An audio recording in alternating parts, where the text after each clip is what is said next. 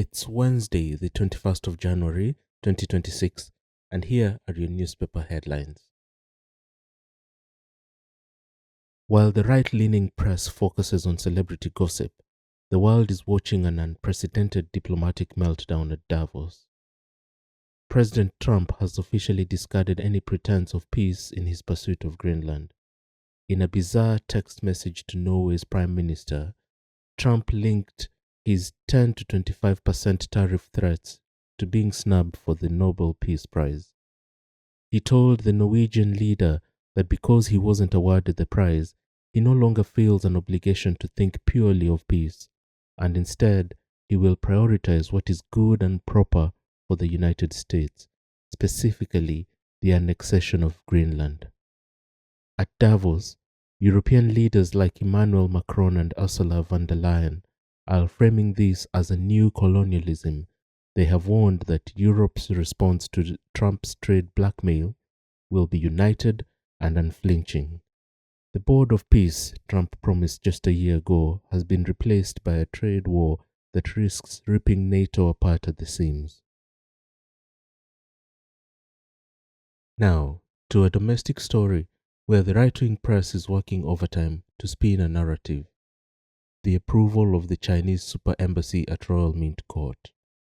The Daily Express and Daily Mail are currently lambasting Keir Starmer for being weak on national security, but they are conveniently ignoring the history. Let's set the record straight. In 2018, under a conservative government, China bought the site for £255 million. In May 2018, it was Boris Johnson, as Foreign Secretary, who formally granted diplomatic consent for the site. In 2022, Tower Hamlets Council rejected the plan, but the momentum was already established by Tory-era commitments. Yesterday, Communities Secretary Steve Reed signed off on the plan only after the heads of MI5 and GCHQ confirmed that a package of mitigations would allow them to control the risks. This isn't a Starmer surrender, it's the final act of a process initiated and paved by the very people now criticizing it. This brings us to Keir Starmer's wider response to Trump. From Greenland to the Chagos Islands, the US president is taking direct aim at the UK. Trump has called the return of Chagos Islands an act of great stupidity, despite his own administration's previous endorsement of the deal. Starmer's strategy has been one of calm diplomacy, refusing to match Trump tweet for tweet.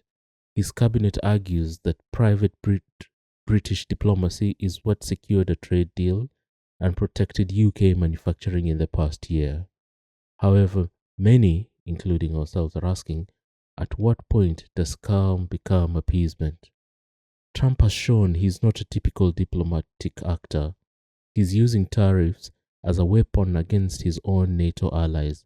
While Starmer tries to play the adult in the room, he is walking an impossibly thin tightrope between maintaining the special relationship and standing with a Europe that is ready to fight back. From Nobel Prize tantrums to embassy reset traps, the global order is being rewritten by the hour.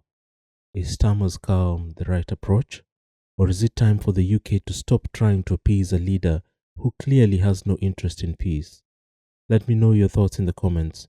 Don't forget to like and subscribe for the context the tabloids won't give you, and I'll see you tomorrow.